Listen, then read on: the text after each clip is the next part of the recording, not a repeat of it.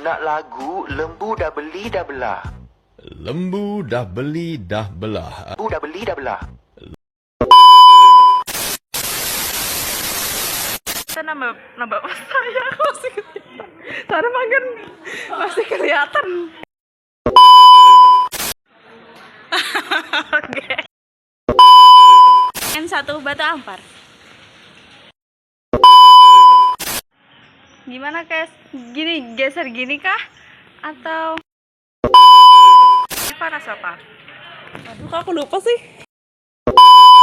Bisa dipanggil Astri, bisa dipanggil Asti, asal jangan dipanggil Tuga.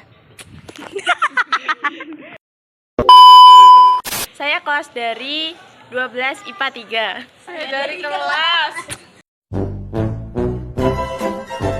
Annyeonghaseyo. Perkenalkan, nama saya Apriliana Fatimah. Biasa dipanggil Nana. Saya dari kelas 12 IPA 3. Saya asal sekolah dari SMN 1 Batu Ampar.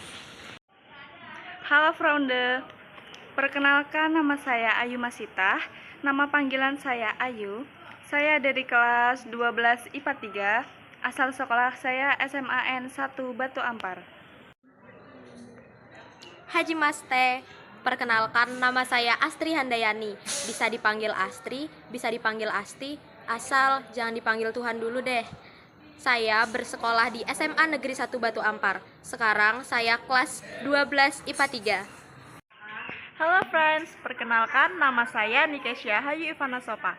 Kalian bisa panggil saya Nikesha atau Kesha, tapi jangan panggil saya Sopa ya, soalnya itu nama bapak saya. Sekarang saya bersekolah di SMAN 1 Batu Ampar. Sekarang saya kelas 12 IPA 3. Halo guys, perkenalkan nama saya Yunita Nuril Puspitasari. Bisa dipanggil Yunita. Saya kelas 12 IPA 3. Saya bersekolah di SMAN 1 Batu Ampar. Hai semuanya.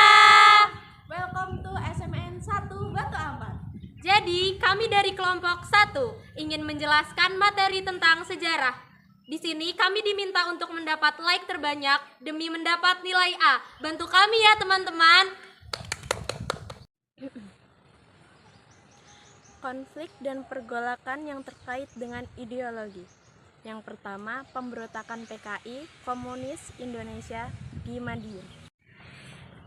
Pemberontakan PKI di Madiun adalah konflik kekerasan yang terjadi di Madiun, Jawa Timur pada September hingga Desember 1948. Pemberontakan PKI Madiun merupakan sebuah gerakan yang bertujuan menggulingkan pemerintah yang sah dan mengganti landasan negara. Terjadinya pemberontakan PKI Madiun berawal dari jatuhnya kabinet Amir Syarifuddin akibat ditandatanganinya perjanjian Renville. Setelah tidak lagi menjadi Perdana Menteri, Amir membentuk Front Demokrasi Rakyat atau VDR yang kemudian bekerja sama dengan organisasi paham kiri.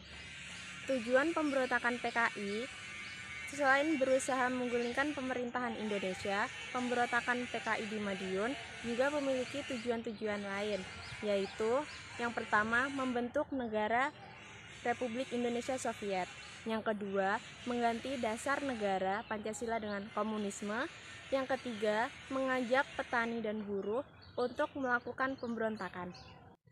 Pemberontakan PKI Madiun yang memiliki peran dalam berdiri dan berkembangnya PKI memiliki beberapa tokoh yang memiliki peran penting, yaitu Muso, Amir Syarifuddin, Abdul Latif Hendraningrat, Darsono, Oetomo Ramelan. Jadi, selanjutnya saya ingin membacakan tentang sejarah pemberontakan DI Darul Islam atau TII Tentara Islam Indonesia. Jadi, gerakan Darul Islam atau Tentara Islam Indonesia bertujuan untuk menjadikan Republik Indonesia sebagai sebuah negara yang merupakan dasar negara agama Islam. Proklamasi Negara Islam Indonesia atau NII menyatakan bahwa hukum yang berlaku di negara Islam Indonesia adalah hukum Islam dengan hukum tertinggi Al-Quran dan Hadis. Gerakan ini didirikan pada 7 Agustus 1949 oleh Soekarmaji Maridjan Wirjo di sebuah desa di kota Tasikmalaya, Jawa Barat. Setelah Soekarmaji ditangkap oleh TNI dan dieksekusi pada tahun 1962, gerakan Darul Islam menjadi terpecah. Pemberontakan Darul Islam atau Tentara Islam Indonesia bermula pada tahun 1948 dan dilatar belakangi oleh beberapa faktor, yaitu yang pertama, ketidakpuasan terhadap kebijakan pemerintah. Yang kedua, penolakan terhadap pemerintah demokratis. Yang ketiga, keinginan untuk mengganti Pancasila dengan syariat Islam sebagai dasar negara. Yang keempat, ketidakpuasan terhadap persetujuan refill dengan Belanda yang membuat Indonesia belum mampu sepenuhnya lepas dari penjajahan Belanda. Tujuan pemberontakan DI atau TII. Pemberontakan DI atau TII dimaksudkan untuk mengganggu kedaulatan Negara Kesatuan Republik Indonesia melalui pengambilan kekuasaan dari pemerintah sah. Alasan pemberontakan berasal dari ketidakpuasan terhadap kebijakan pemerintah. Di Jawa Barat, Kartosuwiryo membentuk DI atau TII sebagai bentuk protes dan ketidakpuasannya atas persetujuan Renville dengan Belanda yang membuat Indonesia belum mampu sepenuhnya lepas dari penjajahan Belanda. Di Jawa Tengah, alasan identik dengan Jawa Barat, yaitu ketidakpuasan daerah akan persetujuan Renville yang dianggap merugikan bangsa Indonesia. Di Sulawesi Selatan, pemberontakan terjadi karena ditolaknya bergabung dengan Angkatan Perang Republik Indonesia Serikat atau APRIS. Di Kalimantan Selatan, pemberontakan dilatar belakangi oleh ketidakpuasan terhadap pemerintahan pusat dan keinginan untuk bergabung dengan negara Islam Indonesia. Di Aceh, pemberontakan disebabkan kekecewaan terhadap Soekarno yang ingkar bahwa Aceh akan dijadikan daerah istimewa dengan hak untuk menjalankan syariat Islam tersendiri. Pemberontakan DI atau TII terjadi di beberapa daerah, termasuk Jawa Barat, Jawa Tengah, dan Aceh. Setelah kalian mendengar penjelasan tentang pemberontakan PKI di Madiun dan DII atau TII, sekarang saya akan menjelaskan tentang G30 SPKI. Sebelumnya kalian udah tahu belum sih apa itu G30 SPKI? Jadi G30 SPKI itu adalah Gerakan 30 September Partai Komunis Indonesia. Sekarang saya akan menjelaskan latar belakang dari G30 SPKI. Latar belakang G30 SPKI adalah PKI ingin menggulingkan pemerintahan Presiden Soekarno. Salah satunya karena muncul ketidakharmonisan antara ideologi komunisme yang diyakini oleh PKI dengan nasionalisme yang dijalankan pemerintah. PKI ingin ideologi Indonesia berubah dari nasionalisme menjadi komunisme. Selain itu, ada ketidakharmonisan antara PKI dan Tentara Nasional Indonesia atau TNI yang berseberangan politik. Maka dari itu, PKI ingin menyingkirkan petinggi TNI agar dapat merebut kekuasaan. Di sisi lain, PKI khawatir kesehatan Presiden Soekarno menurun dan usianya tidak lama lagi, sehingga akan terjadi peralihan kekuasaan. Berbagai latar belakang ini akhirnya memunculkan gerakan pemberontakan dari PKI dengan menculik dan membunuh sejumlah TNI Angkatan Darat pada 30 September tahun 1965. Sekarang saya akan memberitahukan tentang rangkuman peristiwa yang terjadi dari G30 SPKI.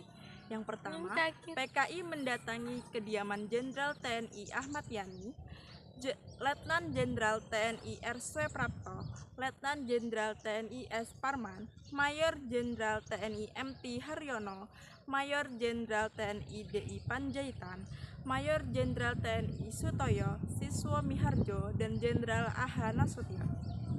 Yang kedua, PKI berdalih sebagai cakrawibawa pasukan pengawal istana yang diperintahkan untuk menjemput mereka agar menghadap ke Presiden Soekarno. Yang ketiga, R. Suprapto, Sutoyo Siswo Miharjo, dan S. Parman ikut dengan ajakan PKI dalam keadaan hidup. Begitu juga dengan Kapten Zipri Andreas Tandean yang menjadi korban salah satu tangkap karena tengah berada di kediaman AH Nasution yang berhasil selamat dari gerakan ini. Selanjutnya, teman saya akan melanjutkan penjelasan tentang peristiwa G30 SPKI. Melanjutkan dari yang telah disampaikan teman saya tadi, sekarang saya akan membacakan insiden keempat dari peristiwa G30 SPKI. Keempat anggota TNI Angkatan Darat dibawa ke sebuah markas di kawasan Pondok Gede, Jakarta Timur. Yang kelima, begitu sampai, keempatnya dibunuh dan mayatnya dimasukkan ke sebuah sumur tua yang tak terpakai dengan diameter 75 cm dan kedalaman 12 meter. Peristiwa yang keenam, sementara Ahmad Yani dan MT Haryono dan DI Panjaitan ditembak di kediaman masing-masing, lalu mayatnya dibawa ke markas tersebut dan juga dimasukkan ke dalam lubang yang kemudian dikenal sebagai lubang buaya.